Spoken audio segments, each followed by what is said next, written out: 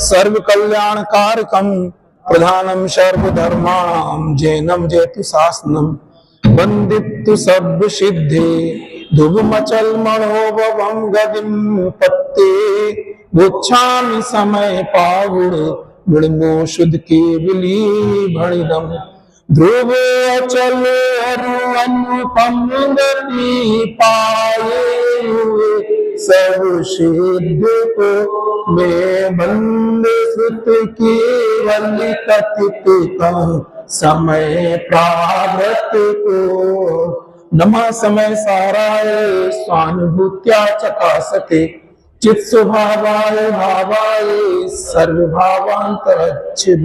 पंचपद। अभी जो एक बात चल रही थी कि हम लोग सुख दुख भोग रहे हैं और अपन को क्या भोग रहे हैं? अतीन्द्रिय सिद्ध भगवान किसका भोग कर रहे हैं? अतीन्द्रिय सुख का भोग कर रहे हैं। तो हम जो सुख दुख भोगते वो क्या है? थोड़ा दिमाग में आती कि नहीं आती बात? तुम लोग में से कोई बता जाए? नहीं, इंद्रिय जनित तो ठीक है, मिलावट वाला भी नहीं, कुछ दिमाग लगा के बताओ। जिन लोगों ने समझा है इसी समय सार में से भी निकाल के हम बता सकते हैं। ये प्रश्न अपने अंदर कि हम लोग भी जैसे आप घर गए, आपको एयर कंडीशन मिला, आपको अच्छा लगा, ये सुख लगा। कौन कहता कि गलत है? आप भूखे थे, आपको प्रिय व्यंजन मिल गया तो आपको लगा इसमें कहां गलत सुख है? तो फिर हम अतीन्द्रिय सुख की बात क्यों करें? ये प्रश्न खड़ा होता ना। तो हम जो अभी जो अपन लोग सुख भोग रहे हैं वो कौन सा वाला? पहले दिमाग में लगा के चलो। पर द्रव्य का सुख नहीं। जैसे आपने अपने घर में कुछ भी खाया, वो खाया तो जैसे आपने समझ लो कोई भी एक आइटम खाया, आपने समझ लो अपने घर में डोसा खाया, तो डोसा तो अपन ने जीभ पे रखा अपन ने, तो अपन को उसका स्वाद आया। उसी समय क्या था? साता वेदनी कर्म का एक उदय आता है। साता वेदनी कार्य के हमें सुख का वेदन कराना और असाता वेदनी काम है कि हमें दुख का वेदन कराना। समझ में? दो कर्म होते हैं, वेदनी कर्म होते हैं, साता वेदनी और असाता वेदनी। तो साता वेदनी का वेदन होता हमारे लिए। हमें क्या मानता कि हमें लगता कि डोसा खाने से मैं सुख हुआ, हमें एयर कंडीशन बैठने से सुख हुआ। समझ में आई ना? मतलब हम ये बोला चले अपन लोग इंद्रिय सुख भोगते, उसमें उसका स्वरूप क्या है अपन को पकड़ में आना चाहिए। समझ में आई ना? अभी बात चलेगी ना, अपन सुख दुख के कर्ता भोगता है। क्या बोलना चाह रहे? जिस समय अपन कोई भी डोसा को जेब पे रखा, उसी समय क्या होता है कि अपने अंदर में एक साता वेदनी कर्म का उदय आता है और वो अपन को अच्छा लगता है। अच्छा लगता मतलब उसका स्वाद जो आता वो तो डायरेक्ट आता, उस स्वाद में जो अच्छा लगता वो काय का वेदन चल रहा है, अपन को काय का साता वेदनी कर्म का वेदन चल रहा है। और अपन को क्या लगता है कि हमें तो सुख लगा। लेकिन ये इसको विनाशी क्यों बोलते हैं? क्योंकि ये स्थिर नहीं है। अभी ये मालूम चला, अभी कोई तुम्हें ऐसी गलत खबर आ जाए, तुम्हारा मन चला तो वही डोसा तुम्हारी जीभ पे रखा रहेगा और तुम्हें अच्छा नहीं लगेगा। क्योंकि क्या हुआ? साता वेदनी का मतलब असाता वेदनी में। तो हमें इसलिए ये सुख दो के क्षण मंद बुरे, और हमें कौन सा सुख चाहिए? अतीन्द्रिय सुख चाहिए। बात समझ में? ये हमें मतलब हम ये बोलना चाह रहे हैं क्यों अपन हमारे पास सब अनुकूलता है घर में, हम क्यों आके रहना अतीन्द्रिय सुख के लिए परेशान हो? हम क्यों सिद्ध बनना चाह रहे? बोलो, हम क्यों समय सार पढ़ रहे हैं? क्यों पढ़ना समय सार? तो जो हमें वर्तमान में सुख मिला वो क्या है? अस्थिर, विनाशी के, क्षणभंगुर, थोड़ी देर बाद वो आकुलता बदल जाने वाला, ये निराकुल सुख नहीं है। समझ में आई ना? अभी बात चलेगी ना कि हमें सुख दुख का वेदन होता है। सुख दुख का जो वेदन होता है, एक सिद्ध भगवान को सुख है और एक हमें सुख है। हमें भी सुख होता है। हमारा सुख क्या? इसमें प्रवचन सार में कहा था ये सप्रम बाधा संयम, ये बाधा सहित है, थोड़ी देर में दुख में परिवर्तित हो जाएगा। वो क्या? निराकुल सुख है। ये हमने बताने का भाव था, तो हमने जो पहले क्लास चली थी उसके साथ बताना कि हम काय का भोग करते, वो काय का भोग करते, वो साता असाता वेदनी का भोग करते हैं। दिखने में आसाते हम वो सामग्री का भोग करते हैं। सामग्री का हो, एयर कंडीशन का हो, डल्लप का गद्दा का हो, ये सब काय का भोग चल रहा, ये सब पर द्रव्य का भोग चल रहा है। और साता असाता वेदनी कारण से हमें सुख दुख लगता। समझ में? अब वापस अपन अपने विषय पे आते हैं जो हमारा कल अपन ने चालू किया था। सबकी भावना से समय सार ग्रंथ का प्रारंभ ने किया था। हमने कल बताया था कि आज से 2000 वर्ष पहले आचार्य कुंद देव ने इस समय सार ग्रंथ बनाया था। उनने पांच परमागम मुख्य रूप से अपने बीच में है, उसमें सभी परमागम की अलग अलग विषय वस्तु है। कल हमने पहला जो कलश अपन पढ़ रहे थे, नमा समय सारा है। समय शब्द का क्या अर्थ बताया था? समय शब्द के 3 अर्थ तो आती है। समय का मतलब टाइम भी होता है, समय शब्द का आत्मा भी होता है, और समय शब्द का 6 द्रव्य होती है। समय शब्द का समय होता है, ये तो अपन लोग जानते ही हैं, कितने बज गए, कितना समय हो गया, तो वो तो लोक में प्रचलित है। और तीसरी गाथा में समय शब्द के वो क्या दिए? 6 द्रव्यों को समय कहते हैं। और यहाँ पे समय सार में समय शब्द का क्या अर्थ? आत्मा को समय कहा, वो अभी बताएंगे उसका दूसरी गाथा में। समझ में ना? किसको नमस्कार किया गया? नमा समय सार है ना, समय और सार। तो समय कहते हैं आत्मा को, उसमें भी सार क्या है, द्रव्य कर्म, भाव कर्म और नो कर्म से। क्योंकि अभी संसार अवस्था में अपने साथ क्या क्या लगा हुआ है, द्रव्य कर्म लगे हुए हैं, भाव कर्म लगे हुए और नो कर्म लगे हुए। तो द्रव्य कर्म, भाव कर्म, नो कर्म से रहे शुद्ध आत्मा को नमस्कार किया। अपनी आत्मा को नमस्कार नहीं किया गया। जो जिन सिद्ध परमेष्टि को द्रव्य कर्म, भाव कर्म, नो कर्म से रहित हो चुकी, उनने उनका क्षय कर दिया, उनको नमस्कार किया गया। जब द्रव्य कर्म की बात आई थी तो हमने आपसे पूछा था कि द्रव्य कर्म किसे कहते हैं, उसका वर्णन अन्य ग्रंथों में आता है। तो 11 वर्णाधिक 8 कर्म होते हैं, उनको द्रव्य कर्म कहा जाता है। कल हमने पूछा था, आप लोगों को याद है, 8 कर्म सबको पता है। कल आप लोग बोल रहे थे मति ज्ञान, तो हमने बोला मति ज्ञान नाम का कर्म नहीं है, मति ज्ञानावरण नाम का कर्म है। उस कर्म का काम क्या है, आत्मा के गुणों का आच्छादन करना। उसमें 4 घातीय कर्म होते, 4 अघातीय कर्म होते। अनंत भगवान को 4 घातीय कर्म नष्ट हो जाते, अघातीय कर्म उनके विद्यमान रहते। अपन पढ़ते हैं कर्मन की 63 प्रकृति नाश। उनने क्या किया, उन 48 घातीय कर्म, उनने 48 कर्मों का तो घात कर ही दिए। जितने जो कर्म होते, कितने कर्मों का घात कर दिया, 47 मोहिनी कर्म की प्रति घात किया। और बाकी कर्म हम बताएंगे कौन कौन का हमने घात किया है। तो उन कर्मों का घात कर दिया, बाद में अघातीय कर्मों का नाश करके कहां विराजमान होगा, सिद्धालय विराजमान होगा। ये कहने का तात्पर्य। और भाव कर्म किसे कहते, कोई आपसे पूछे तो बताओ, कौन बताए, जगन बताओ भाव कर्म किसे कहते। आप लोग में से कौन बताएगा भाव कर्म, बोलो। हाँ देखो, थोड़ा सा आपको इसकी हम इसलिए बोल रहे हैं कि हम ये भी बताना चाह रहे, अकेले समय सार नहीं पढ़ रहे अपन। हमने कल आपको बताया था कि जिम्मानी पढ़ने का तरीका भी हम आपको बताएंगे। आवाज आ रही ना सब लोगों, अब घूमने से दिक्कत तो नहीं जा रही। कल मिक्की वगैरह ने बहुत ठीक किया इसको समझ में। जैसे आत्मा है, और आत्मा के ऊपर क्या होता है कि यहाँ पे 8 कर्मों का अभी पर 8 कर्मों का उदय चल रहा है। बंद एक बार में 7 कर्मों का होता है, उदय 8 कर्मों का होता है। क्या बोल रहा, बोलो। एक बार में हर समय 7 कर्मों का बंद अपन लोग के लिए चल रहा है, और उदय कितने का चल रहा है, 8 का। क्योंकि आयु कर्म का उदय भी चल रहा है। बंद आयु कर्म का बंद हमेशा नहीं होता है। आयु कर्म का बंद कैसे, तो हम अलग से बताएंगे कब कब आयु कर्म का बंद होता है। इसलिए बोलते, कभी सोचो, आप कल्पना करके देखो, 1 मिनट में अभी अपन को आयु बंद गई, और अपन अभी 150 वर्ष की जिंदगी नहीं जी पा रहे हैं। थोड़ा सा अभी एसी बंद हो जाए, पंखा बंद हो जाए, लाइट चली जाए, अपन लोग परेशान हो जाते हैं। नरक में तो टोटल वहां भीषण गर्मी है। और कम से कम पहले नरक की आयु 1 सागर की है, कम से कम है 10,000 वर्ष, अधिकतम कितनी है, 1 सागर की आयु। इतना तो आपको माध्यम भोगना ही भोगना है, उसके पहले अपने कल नहीं सकते। तो थोड़ी थोड़ी प्रतिकूलता में अपन को परेशान नहीं, और हमेशा परिणामों की समाज में अपन को चिंतित रहना चाहिए कि हमारे परिणाम ऐसे ना जिससे मैं नरक गति का बंद हो जाए। थोड़ा सा यदि राजा श्रेणिक के परिणाम बिगड़े, मेरी राजों के ऊपर उनके बारे में बुरा सोच लिया, सर डाल लिया, 7 नरक का बंद कर लिया लोग। इसलिए कभी भी देवसाज गुरु के बारे में कभी अपने हम कह रहे हैं आप 50 चीज कर दो। शुभम चक्रवर्ती थे, अकेला नमोकार मंत्र बना के पानी में उन्हें मिटा के उस पर पैर रख दिया था, उससे 7 नरक चले गए। मतलब थोड़ी भी कभी भी अपन को देवसाज गुरु के बारे में तो कभी स्वप्न में भी अपन को नेगेटिविटी कभी नहीं आना चाहिए, समझ में ना। क्योंकि थोड़ी सी भी उनके प्रति विराधना है, वो हमारे लिए 1 मिनट में नरक गति का बंद करा देगी। अभी हम बात का ही कर रहे थे कि सिद्ध जो है ना, नमा समय सारा है। समय शब्द का मतलब समय आत्मा है। इसमें अभी वर्तमान में समय मतलब आत्मा लिया है, लेकिन आत्मा के साथ क्या लगे हुए, द्रव्य कर्म, भाव कर्म, नो कर्म, तीनों लगे हुए। कल बोलता था जीव के भावों को भाव कर्म कहते हैं, जो कर्मों का उदय आ रहा है उसको द्रव्य कर्म बोलते हैं, शरीर को नो कर्म बोलते हैं। 3 चीज आ गई समझ में, क्या क्या बोला चल, शरीर को नो कर्म बोलते हैं, ज्ञानावरण कर्मों को क्या बोलते हैं, द्रव्य कर्म बोलते हैं, और आत्मा के विकारी भावों क्या बोलते हैं, भाव कर्म बोलते हैं। अब हम ये आपसे पूछना चाह रहे हैं कि भाव कर्म जो है आत्मा पे कितने कर्मों का उदय चल रहा है। अभी हमने आपको बोला 8 कर्मों का उदय चल रहा है। फिर भाव कर्म जो बनता है वो किस कर्म के उदय के निमित्त से बनता, बताओ। ज्ञानावरण कर्म के उदय से तो जीव को जो ज्ञान प्रकट होता है वो तो भाव कर्म नहीं कहलाता है। अब बताओ कौन बताएगा आप लोगों में से, नहीं आई समझ में।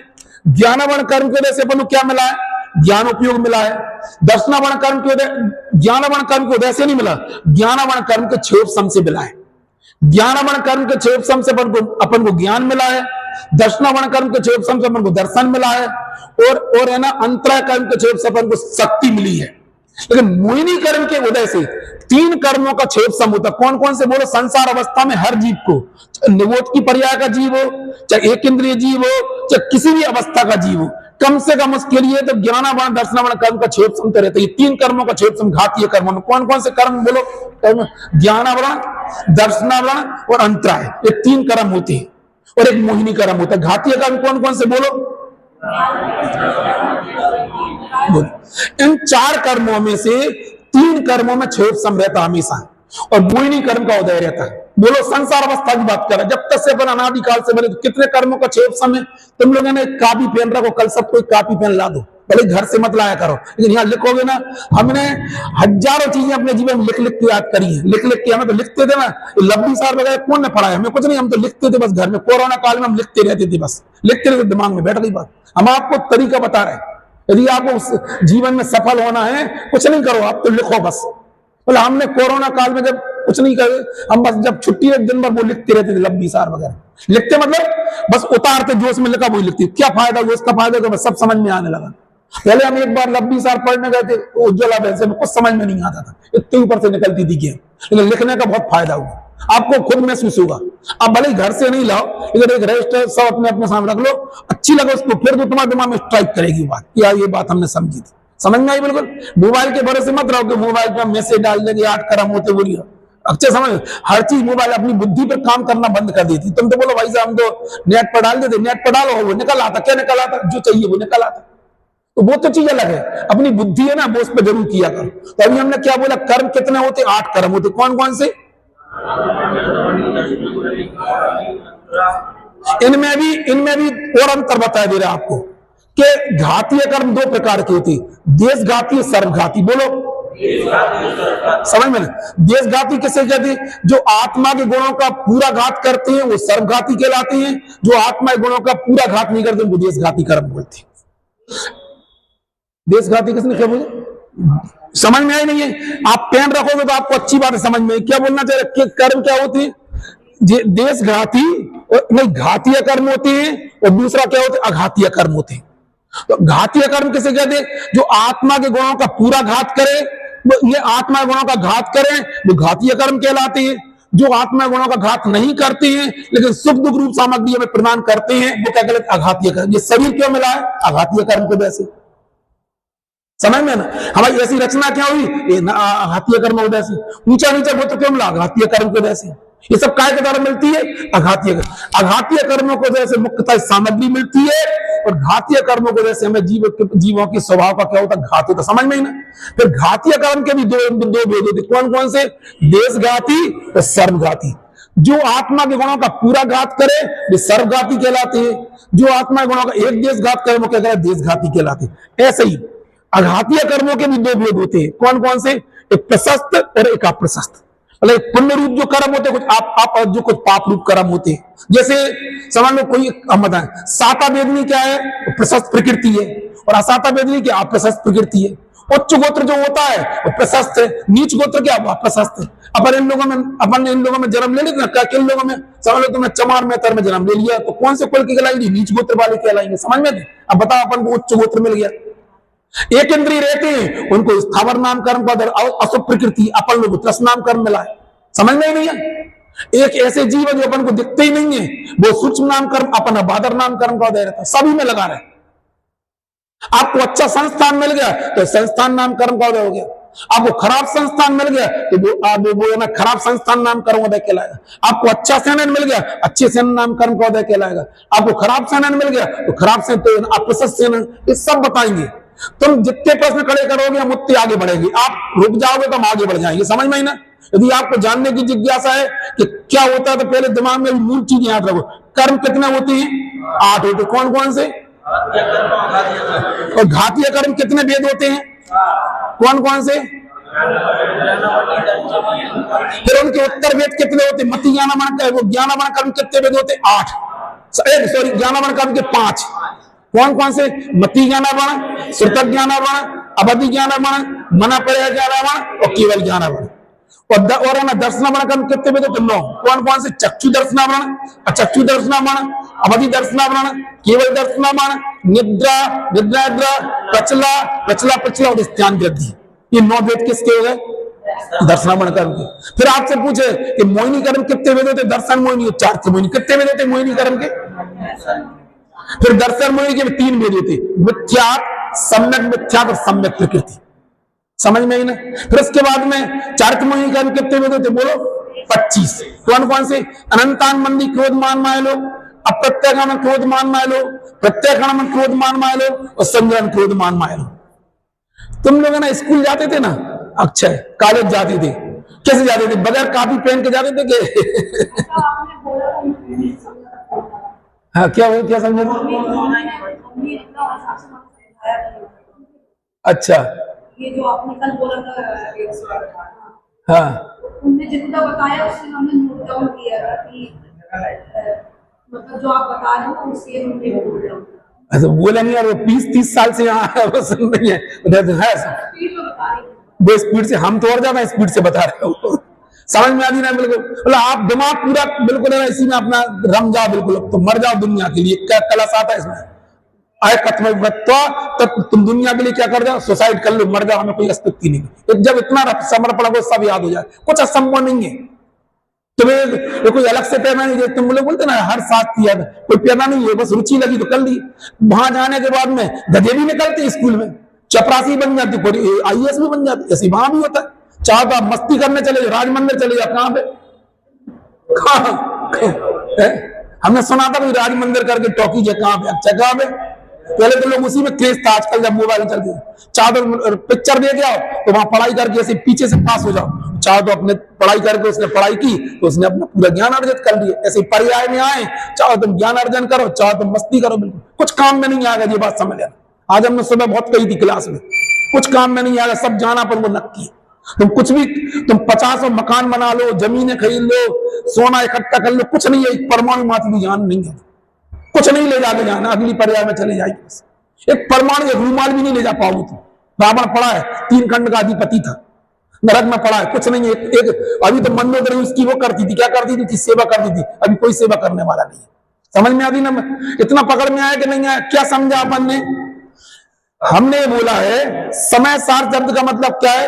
द्रव्य कर्म, भाव कर्म और नो कर्म से जो शुद्धात्मा है उसका नाम समय सार है। समझ में ना? और हर जीव के साथ संसार अवस्था में कितने कर्म लगे होंगे? 3 कर्म लगे। कौन कौन से? द्रव्य कर्म, भाव कर्म, नो। उसमें भी द्रव्य कर्म में हमने बोला कि 4 घातीय कर्म होते। तो घातीय कर्म का प्रश्न क्या है? जो आत्मा के गुणों का पूरा घात करे वो घातीय कर्म कहलाते हैं। जो आत्मा जो आत्मा के गुणों का घात करें वो घातीय कर्म कहलाते हैं। जो आत्मा के गुणों का घात ना करें लेकिन बाहर में सुख दुख की सामग्री उत्पन्न करें वो कहते हैं अघातीय कर्म कहलाते हैं। फिर घातीय कर्म कितने भेद हो गए? 2 भेद। कौन कौन से? देशघाती और सर्वघाती। अब थोड़ा सा विचार करते, आगे समझना है, कर्म का थोड़ा चैप्टर समझना है, सुनो। हेलो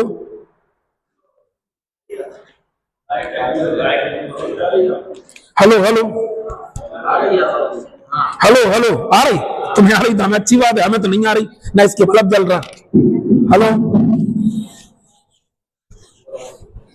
मतलब जितना आप है ना, जितनी आप अच्छे से यदि इसको लिखते जाओगे ना, तो आप लिखने के लिए हमें नहीं कुछ चेक करना, आप खुद ही अपने लिए लिखो। समझ में ना?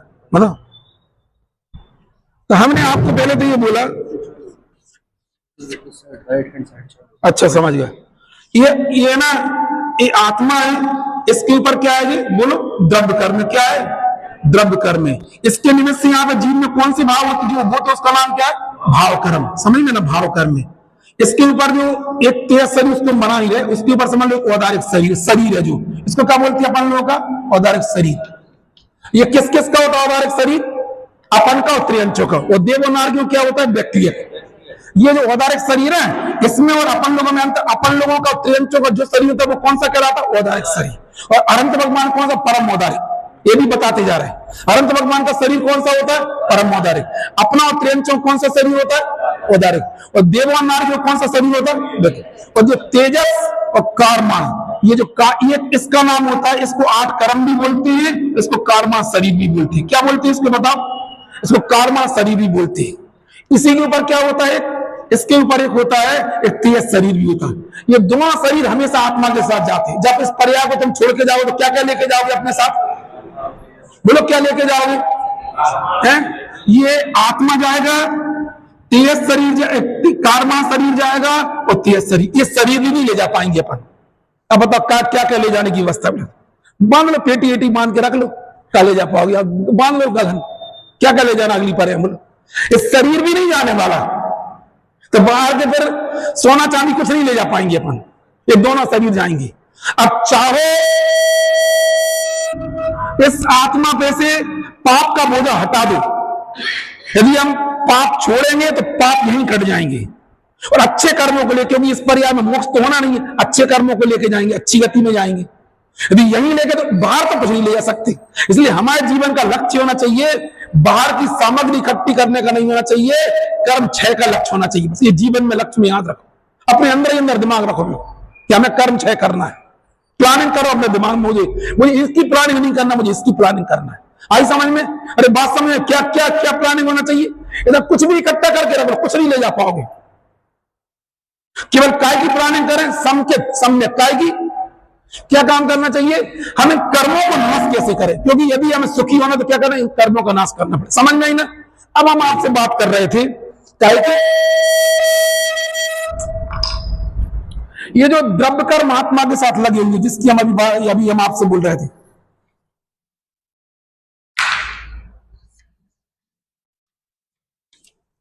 ये जो द्रव्य कर्म लगे हुए, इस जो द्रव्य कर्म की हमने बोला कि कितने भेद होते हैं, बोलो अभी बोला द्रव्य कर्म कितने भेद होगा, बोलो कौन कौन से? नहीं, घातीय कर्म बोलो, और घातीय और अघातीय। फिर घातीय कर्म कितने भेद हो गए? देशघाती और सर्वघाती। समझ में? और अपसय और अघातीय कर्म कितने भेद होते हैं? तटस्थ और अप्रशस्त। जो पुण्य रूप प्रकृतियां वो क्या कहलाती? तटस्थ, और जो पाप रूप प्रकृतियां अप्रशस्त। और घातीय कर्म में भी कितने कौन कौन से कर्म होते हैं?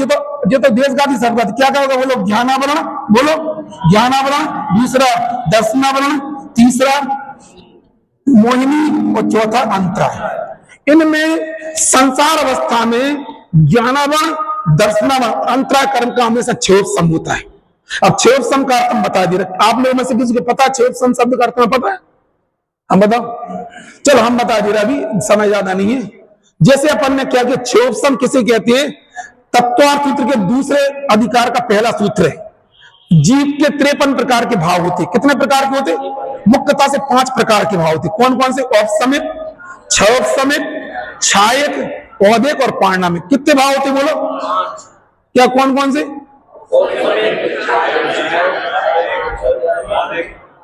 बोलने में हमेशा क्या करना? सबसे पहले औपसमिक भाव बोलना, उसके बाद में छायक भाव बोलना। क्योंकि औपसमिक भाव के 2 भेद होते हैं, छायक भाव के 9 भेद होते हैं, क्षयोपसम भाव के 18 भेद होते हैं, और औदिक भाव के 21 भेद होते हैं, और पारणामिक भाव के 3 भेद होते हैं। अब तुम्हें लग रहा है इन शब्दों का मतलब क्या, वो हम बताते हैं आपके लिए, क्योंकि बहुत जरूरी है इसको समझने के लिए। क्या है कि औपसमिक शब्द का मतलब क्या होता है? जैसे आपने क्या किया, अपने नलों में क्या होता है? गंदा पानी आता है, पानी आया ना गंदा, तो अपन ने क्या किया इसमें? तो वो पानी की जो अवस्था है किसके निमित्त से? कीचड़ के निमित्त से। तो पानी का वो भाव कहलाएगा औदिक भाव कहलाएगा। क्या कहलाएगा? औदिक भाव। कौन सा? कीचड़ के निमित्त से पानी में जो गंदलापन है, इससे पानी कैसा दिख रहा है अपन को? मलिन दिख रहा है, वो क्या कहलाएगा? पानी का भाव औदिक भाव कहलाएगा। हमने क्या किया, उसमें फिटकरी डाल दी, तो पानी वो क्या हो गई? वो गंदगी नीचे बैठ गई। अब पानी निर्मल हो गया, वो कहलाएगा औपसामिक भाव। क्या कहलाएगा? वो पानी का औपसामिक भाव कहलाएगा। फिर मालूम आया कि किसी ने आगे ऐसा ठल्ला मार दिया, क्या होगा? है थोड़ी सी गंदगी, पूरी नहीं आएगी, थोड़ी गंदगी ऊपर आ गई, वो कहलाएगा क्षयोपसम भाव। थोड़ी गंदगी बैठी हुई है, थोड़ी ऊपर आ गई, कौन सा भाव कहलाएगा? क्षयोपसम भाव। फिर हमने क्या किया, हमने दोबारा उसमें क्या किया कि थोड़ी देर रुक गए, वो जो गंदगी ऊपर आ गई थी वो हमने बिठाल दी। अब वो क्या, उस पानी को हमने दूसरे में निकाल दिया, उसकी गंदगी अलग कर दी पानी, वो कहलाएगा छायक भाव। समझ में आना? चौथा होगा चल, इस सब चारों है, इन सब के बीच में हमने इस निर्मल पानी को गंदगी से अलग करके इसमें कर दिया। इन सब के बीच में पानी तो पानी रहा कर ही रहा, यह कहलाता पारणामिक भाव। समझ में ही ना? हर स्थिति में पानी क्या रहा, जब वो गंदा था तब भी वो पानी था, जब उसमें गंदगी बैठ गई तब भी वो पानी था, जब है ना, जब उसमें गंदगी थोड़ी ऊपर आ गई तब भी वो पानी था, और जब उसकी पूरी गंदगी निकाल दी तब भी वो पानी था। इन चारों अवस्थाओं में क्या पानी, तो इसका नाम पारणामिक भाव। एक बार सर भाई को बता दो कि कीचड़ से मिला हुआ जो पानी आया था, हाँ वहां से पांचों भाव कैसे घटे? समझ में आई?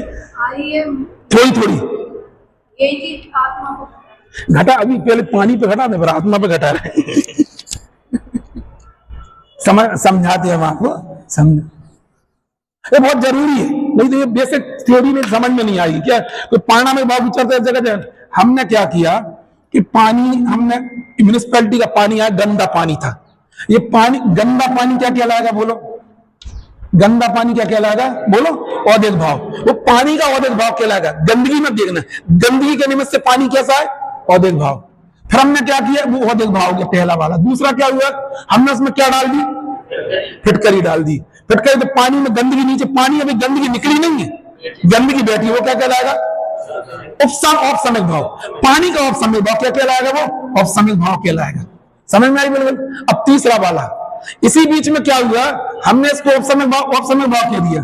फिर हमने क्या किया कि कोई ने ठल्ला मार दिया तो क्या होता है, तो इसमें थोड़ी सी गंदगी ऊपर आई, ये कहलाएगा क्षेपसम भाव।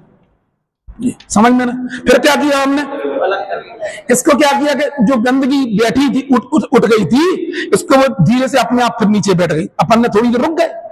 तुम्हें मालूम नहीं है ऐसा ही होता है सब। तो जब सबसे पहले मोक्ष मार्ग में आगे बढ़ोगे, सबसे पहले औपसमिक सम्य दर्शन ही होता है, फिर क्षेपसम सम्य, फिर छायक होता है। यही मार्ग में आगे बढ़ने के तरीके सब लंबी सार में लिखी है सब बात है। तीसरा क्या है, क्षेपसम भाव। अपन को लगा यार इस तरीके से तो बार बार ठल्ला लगा दे रहे हैं और अपनी पानी गंदा, क्या करोगे ऐसी स्थिति में, उसमें से गंदगी अलग कर देंगे, पानी अलग कर देंगे। वो कौन सा भाव कहलाएगा पानी का, बोलो, वो छायक भाव कहलाएगा। अब इसमें इन चारों स्थितियों में क्या रहा, पानी तो इधर भी पानी की सत्ता थी कि नहीं थी, कि पानी मिट्टी हो गया था, नहीं ठुल्ला नहीं आया, ठुल्ला नहीं बन, अरे दब गया पानी। हमने उसमें क्या किया, हमने उसमें फिटकरी डाल के पूरी गंदगी नीचे बैठ रही, क्या कहलाएगा है? अभी अरे पहले ऑप्शन इधर हमने क्या लिखा है, रुक जाओ, पहले औदिक भाव था ना, इसके बाद औपसमिक भाव, फिर ठल्ला इसमें लगा है। अरे क्षेपसम, पहले सुनो, ये भी बहुत अच्छी बात कह दी आपका प्रश्न अच्छा है। सब लोगों को कंफ्यूजन ये है, ये बात दिमाग में है कि क्षेपसम का मतलब क्षय होता है, क्षेपसम का मतलब क्षय नहीं होता, पहले दिमाग में रखना। उसका नाम भले क्षेपसम है, पहले दिमाग में रख लीजिए। अच्छा प्रश्न आपने खड़ा कर दिया। क्षेपसम में क्षय का कोई संबंध नहीं, नाम उसका क्षेपसम है। वास्तव में उसमें क्या है, देशघाती प्रकृति का होता है, सर्वघाती प्रकृति का उपसम है। क्या बोल रहे हैं, ये सब तुम्हें दिमाग में रखना पड़ेंगे। प्रश्न आपने अच्छा खड़ा किया, इनका दिमाग में सही था। नाम तो क्या रख दिया उसने आपने, क्षेपसम, उसमें क्षय तो हो ही नहीं रहा, अभी भी गंदगी क्या है उसमें। क्षेपसम में क्या है, अपन ने नीचे गंदगी बिठाल दी तो ये बैठ गई, तो क्या हो गया, क्षय थोड़ी हुआ, जो क्या कहला उपसम हुआ। और कुछ गंदगी, हम भी पहले ये प्रश्न सबसे खड़ा कर, इसका नाम क्या है, औदिक उपसम होना चाहिए। क्या होना चाहिए इसका नाम, इसका नाम होना चाहिए औदिक। कुछ का उदय है, कुछ का उपसम, उसका नाम क्या, क्षेपसम। इसकी चर्चा अलग करेंगे। समझ में ना बात, बहन जी की दीदी की सही है। क्या बोलना चाह रहे, क्या जबकि उसका नाम क्या है, उसका नाम क्या, हम भी एक छोटे में प्रश्न करते सबसे, उसका नाम क्या होना चाहिए था। क्यों, कोई सर्वघाती प्रकृतियां भी बैठी हैं और थोड़ी सी प्रकृतियां उदय में। क्या होना चाहिए इसका नाम, बोलो, इसका नाम क्या होना चाहिए। अपन है ना अगली पर्याय में भगवान के पास चलेंगे और उनको बोलेंगे इसका नाम होना चाहिए औदिक उपसम होना चाहिए। नहीं आई समझ में, कुछ का उदय है, कुछ का उपसम। अगली पर्याय में बस आप जाना भगवान के पास में, तो इनसे पूछ रहे इसका नाम बदल दो, बदल देंगे तो मन मान लेंगे। हम ये बताएंगे उसका नाम क्षेपसम क्यों पड़ा, वो थोड़ी गहरी चर्चा, अभी हम तुरंत नहीं बताना चाह रहे, उसको समझने में समय लगेगा। उसमें शब्द बोले दे रहे, उसमें लिखा वर्तमान कालीन सर्वघाती स्पर्धकों का उदयाभावी क्षय, और भविष्यकालीन उन्हीं स्पर्धकों का सदास्तर उपसम, इसलिए वो क्षेपसम नाम पड़ा है। अभी हम ज्यादा नहीं तो बच्चों को कुछ नहीं समझ में आएगा, अभी हम समझ में नहीं आया क्या बोलना चाह रहे। अक्षय थोड़ा प्रसन्न नहीं हो आज, क्या बात है तुमसे एक्सपेक्टेशन है खुश रहने का, समझ, बाकी सब लोग तो प्रसन्न दिख रहे हैं, बाकी लोग नहीं दिख रहे, थकान है क्या। सुनो हम क्या बोल रहे हैं, अभी बात समझ में ना क्या, मतलब जितनी हम लोग, आप आधा घंटा और कम समय कर देंगे, आप तो खुश रहोगे। समझ में, हम एक बात जरूर बता दें तुम लोगों, एक हमारा तर्क है, जिसका लक्ष्य सुख है, मतलब जिसका मंजिल सुख है, उसका मार्ग दुख रूप नहीं हो सकता। दिमाग में रखना, नहीं आई समझ में। हम केवल मार्ग को दुख रूप क्यों मानते हैं, ये मोक्ष का मार्ग दुख रूप नहीं है। सब के सब लोग समझना। आप लोग लगता है भाई साहब मंदिर में आए मतलब आपने ये छोड़ो ये छोड़ो ये छोड़ो, ये ऐसा मार नहीं है। आपको लगता है भाई साहब को पंखे मत लगाओ, आप क्यों चिंता कर रहे हैं? हमारे एक तर्क से मोक्ष मार्ग में आगे बढ़ रहा। क्या बोलना चाह रहे? जिसकी मंजिल अनंत सुख रूप है उसका मार्ग दुख रूप नहीं हो सकता।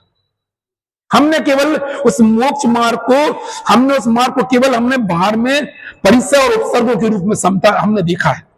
आपको पता था कि भगवान पार्श्वनाथ के पास में इतनी शक्ति थी, यदि वो उसको उठा के देख लेते तुरंत मर जाता। वो कौन?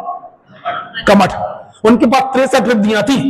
जो अभी अपन माता जी का विधान पढ़ते ना, उसमें 64 अपन जो शांति विधान उसमें 64 रिद्धियों का पढ़ते। यदि वो आंख भी उठा के देख लेते पार्श्वनाथ भगवान तो वो तुरंत मर जाता। बिल्कुल ऐसी रिद्धियां होती उनके पास में, 63 रिद्धि थी उनके पास में, लेकिन वो कभी उसका प्रयोग नहीं करते।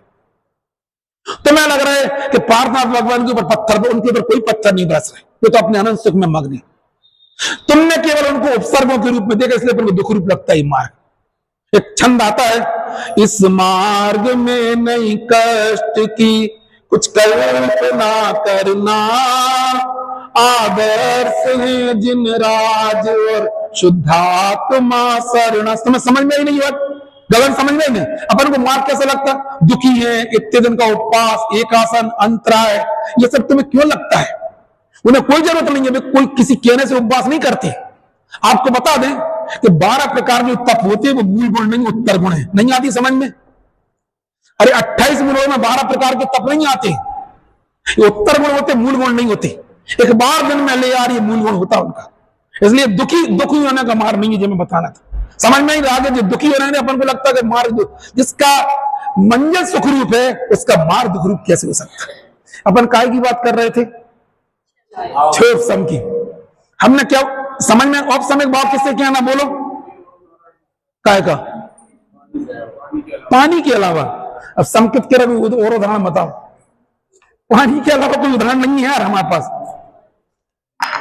फिर हम आत्मा ही पे घटित करेंगे। अभी हम आत्मा पे घटित कर रहे हैं, उसको बता रहे ना। अभी पहले पानी पे सुन तो लो।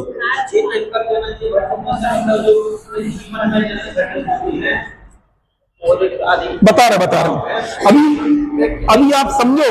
ये जो उदाहरण दिए ना, पहले सुन लो। पानी का समझ में आएगा तो मैं कर्म करी तो नहीं आएगा समझ में। ये बात ये सब अद्रव आचार्य उदाहरण दिए, हमारे उदाहरण नहीं है जी। जैसे हमने बोला कि धर्म द्रव के लिए मछली का उदाहरण दिया, आचार्य ने सतखंडा का में लिखा है मछली का उदाहरण, वृक्ष का उदाहरण सतखंडा का में लिखा है। इसके अलावा कोई नहीं समझा सकते हम इनको। अभी क्या बोलना चाह रहे? अभी बता रहे हम उसको। हमने क्या बोला कि ये गंदा पानी था, इसमें हमने गंदे पानी, जो पानी की जो वर्तमान अवस्था वो क्या कहलाएगी? औदिक भाव कहलाएगा। अब इसमें क्या किया हमने? तो कि पानी में इतनी गंदगी नीचे बैठ रही है, पानी का कितना, ये कौन सा कहलाएगा? औपसमिक भाव। कौन सा कहलाएगा? गंदगी पूरे नीचे बैठ गई और ऊपर पूरी साफ रहा, ये क्या कहलाएगा? पानी का औपसमिक भाव। हमने ठल्ला मारा तो क्या हुआ? इसकी हल्की वाली गंदगी ऊपर आ गई, थोड़ी थोड़ी थोड़ी, ये क्या कहलाएगा? ये पानी का, क्योंकि इसकी मूल गंदगी नीचे बैठी है और छोटी गंदगी ऊपर।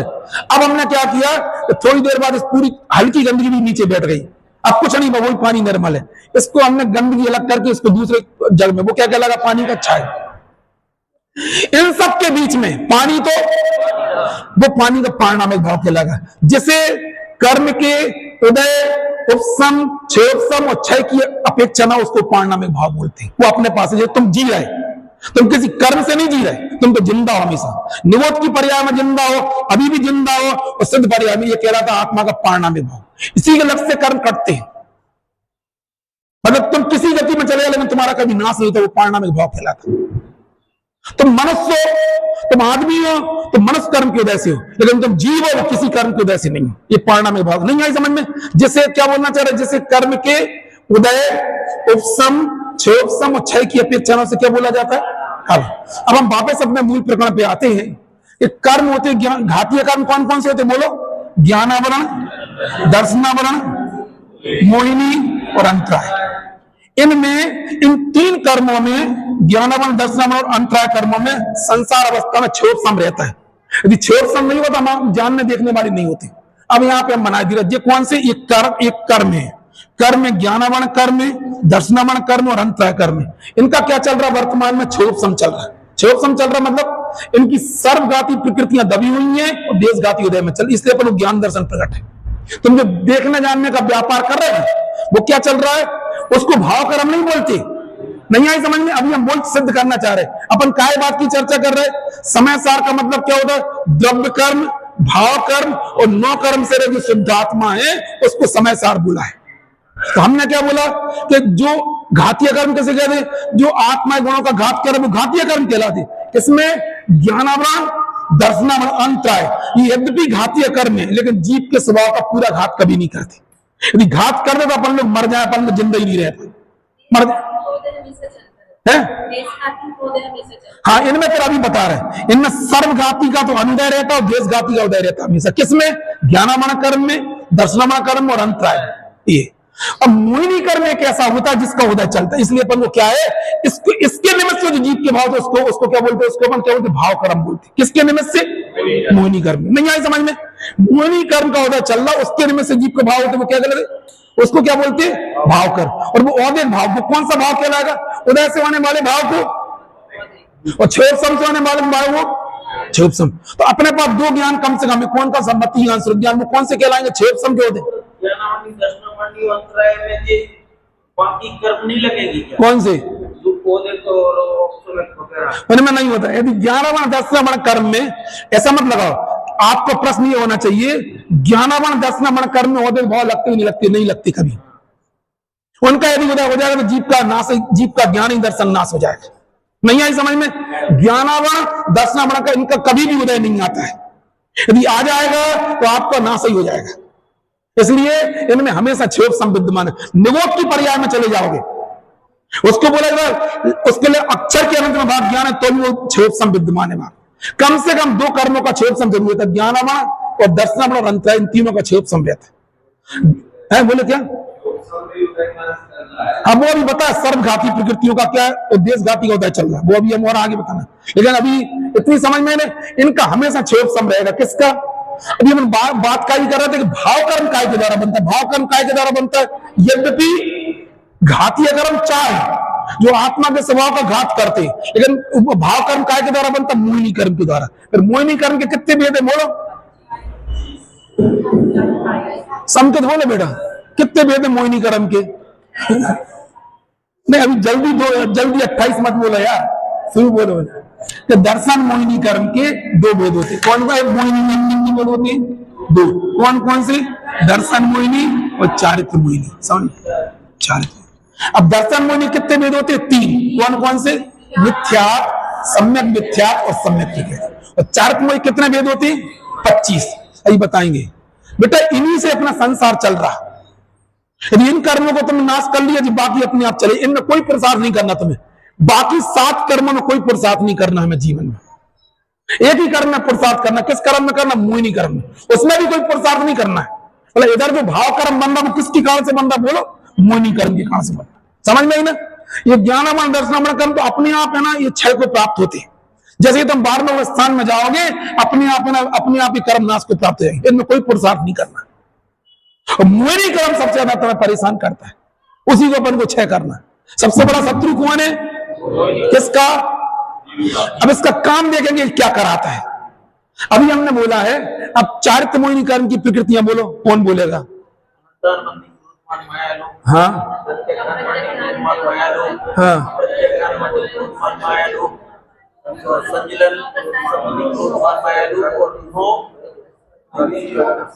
एक बात और नई चीज आपको बता दे रहे, ये कर्म 8 कर्म। अभी हमने उदय कितने कर्मों का होता? बोलो, 8 कर्मों का। बंद कितने का होता? 7 का। बोलो, कितने कर्मों का उदय होता है? बोलो, बंद कितने का होता है? बंद होता है 7 का। 8 का कभी कभी होता है जब अपन को आई बंद होगा। उदय सबका होता है, लेकिन अपन को अनुभव में कौन सा कर्म आता है? सीधा अपन को क्या है? बोलो, अभी तुम्हें क्रोध, मतलब अनुभव में केवल क्रोध मान लोग शरीर के भाव आते, ये याद में रखना। इन सब का कैप्टन कौन है? कर्म कितने हैं? 8। और कैप्टन कौन है? क्योंकि हमें सीधा क्या अनुभव में आता है? अच्छा, जैसे आपने अपने घर में खीर बनाई खीर, कभी खाई खीर? तो खीर में क्या होता? सब चीज, लेकिन तुम्हें सीधी या तो मीठी है मीठी नहीं है। मम्मी वगैरह बहुत पूछती, खासतौर से कौन से समय में? वो आजकल क्या खीर बनती है? गेहूं की। तो है ना, जहां जहां ना भाई गेहूं की, अभी हम वो हो गए उधर दमोह गए थे, उधर भी यही चर्चा थी, गेहूं कितने मिले हैं, जो ये दिमाग में वहां पे सब आपस में महिलाओं की चर्चा, क्या बोलते गेहूं 51 मिल चाहिए। अच्छा मिल रहा है भैया, भाभी ने कहा 51 मिल रहा है, जिसको चाहिए तो 50 और 60 रुपए किलो भैया, जोर से बोलो। सुनो सुनो सुनो, हम बोलना क्या चाह रहे हैं कि गेहूं की जब खीर बनती है तो अधिकांश तक एक ही चीज पूछी जाती, कौन सी, फीकी है कि मीठी है ना। हम आपसे पूछना चाह रहे खीर अकेली शक्कर से बनी कि सब चीजों से मिलकर बनी है, बोलो। लेकिन खीर को किस रूप में माना जाता है, आप किस, नहीं उसका नाम होता स्वीट डिश। क्या नाम है उसका, स्वीट डिश। क्या नाम है उसका, स्वीट डिश। बोलो, क्या उसमें काजू नहीं डले, क्या उसमें पिस्ता नहीं डली, क्या उसमें बादाम नहीं डली, फिर उसको स्वीट डिश क्यों माना जाता है?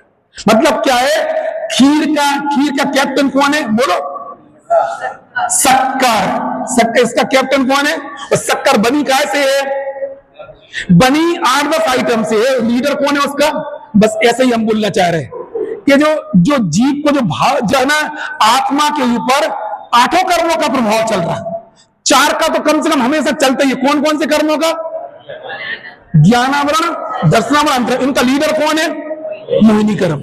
और मोहिनी कर्म का भी लीडर कौन है, कि यहाँ पे अपन को मतलब सीधा देखा, चारित्र मोहिनी कर्म उदय में आता है, या तो अपन क्रोध आएगा, या मान आएगा, माया आएगा, लोभ आएगा। इसके अलावा कभी इन सबका कैप्टन कौन है, मोहिनी कर्म। किसका, समझ में आई ना, उदय सबका आ रहा है अपने जीवन में, लेकिन इनका कैप्टन कौन है। एक बात याद रखना, जैसे अभी वर्तमान में अलग अलग कैप्टन बनते हैं, अलग अलग फॉर्मेट के अलग अलग कैप्टन होते ना। बोलो अच्छा भाई, तुम काहे के कैप्टन हो? अरे बोलो, अरे भैया, जैसे क्रिकेट में अलग अलग फॉर्मेट के अलग अलग कैप्टन होते हैं, इसमें भी 3 फॉर्मेट है। मोक्ष मार्ग में हम गलत नहीं बोले, अपने मन का एक शब्द भी नहीं बोलेंगे। जब बंद की बात करेंगे, पूरे जनागम में सोच लेना 11 वर्णाधिक कर्मों का बंद होता। काय का नहीं यार, काय का बंद होता, अकेले 11 वर्ण का बंद होता क्या? अभी क्या बोला हमने, कितने कर्मों का बंद होता है 7 का या 8 का, और बोलते क्या है इसका। तो बंद में कैप्टन कौन हो गया, ज्ञानावरण। अरे बंद में कैप्टन ज्ञानावरण, जनागम में कहीं लिखा हुआ पढ़ लेना कि जीव को इन भावों से ज्ञानावरण कर्मों का कैप्टन कौन बन गया। अब उदय का कैप्टन होता है, उदय का जो कैप्टन होता है वो मोहिनी कर्म होता है। नहीं है समझ में, आप हम पूरे जनागम में निकाल के बताएंगे। मोहिनी में भी क्या होता है, क्रोध, मान, माया, लोभ। अपन बोला क्रोध का उदय आता है, हम भेद विज्ञान किससे करना, क्रोध से भेद विज्ञान, क्रोध भिन्न और मैं भिन्न, मान, माया, लोभ। कैप्टन कौन हो गया, मोहिनी कर्म। मोहिनी कर्म में भी कौन सा कर्म, चारित्र मोहिनी कर्म। कौन सा, नहीं आई समझ में, इतना पकड़ में आ रहा ना। तो T20 का कैप्टन कौन हो गया, मोहिनी। और टेस्ट का कैप्टन कौन हो गया, ज्ञानावरण। अब तीसरा कैप्टन चाहिए, और संसार का कारण कौन है, मिथ्या। नहीं आई समझ में, 3 कैप्टन होगा अलग अलग। जब संसार के कारण की बात करेंगे तो कौन है कि ये जीव किस कारण से मिथ्या क्यों भ्रमण कर रहा, मिथ्यात् कर्म के कारण से। तो जब भ्रमण की चर्चा आएगी तो मिथ्यात् कैप्टन बन जाएगा, उदय की चर्चा आएगी तो मोहिनी कर्म कैप्टन बन जाएगा। मोहिनी है ना, चारित्र मोहिनी कर्म। और जब बंद की बात आएगी तो समझ में ना, अब आई समझ में। तो द्रव्य कर्म, भाव कर्म, मोह कर्म का समझ में आ गया। तुम लोग क्या बोलना चाह रहे हैं, क्या इस आत्मा पे केवल मोहिनी कर्म का प्रभाव होता है, नहीं होता। किसका प्रभाव होता है, चारों घातीय कर्म को। कैप्टन कौन है, उदय का कैप्टन। मोहिनी में भी क्रोध मानमाल, चारित्र मोहिनी कर्म, क्रोध मानमाल, पूरे समय इसी से लिखा, सब जगह में निकाल के बताएंगे आपको। बंद की चर्चा आएगी तो क्या होगा, कैप्टन कौन है, ज्ञानावरणाधिक कर्म। उदय, और उदय की चर्चा में मोहिनी कर्म, मोहिनी है ना, चारित्र मोहिनी कर्म। और संसार के कारण में मिथ्या। 3 कैप्टन है क्या, नहीं है। इसके अलावा चौथा फॉर्मेट होता है, नहीं होता। आप चौथा बता देना, आप चौथा कैप्टन बना देंगे। अभी बात काय की चल रही थी, काय की चल रही है अपन की, कि समय सार शब्द का मतलब क्या है। समय सार शब्द का मतलब क्या है, द्रव्य कर्म, भाव कर्म और 9 कर्म से शुद्ध आत्मा है, उसको क्या बोलते हैं, समझ में है ना। द्रव्य कर्म कितने हैं, 8। भाव कर्म कितने हैं, यहाँ पे जीव के भाव को क्या बोलते, भाव कर्म बोलते हैं। भाव कर्म के कलम भेद बताएंगे कितने, जितने अधिक भाव सब क्या है, फिर जो अधिक भाव को क्या कहलाते, भाव कर्म कहलाते। समझ में ही नहीं। तो अपन को क्यों जानना जरूरी है कि उनसे बिन अपन को अपनी आत्मा की सत्ता देखना है। दिखेगी तो हम प्रयास करेंगे। मोदी जी ने कल आक्रमण कब किया था, कितने दिन बाद किया था, क्यों किया था? 20 दिन में क्या देख लिया था उन्होंने? मुझे टारगेट कहां करना है।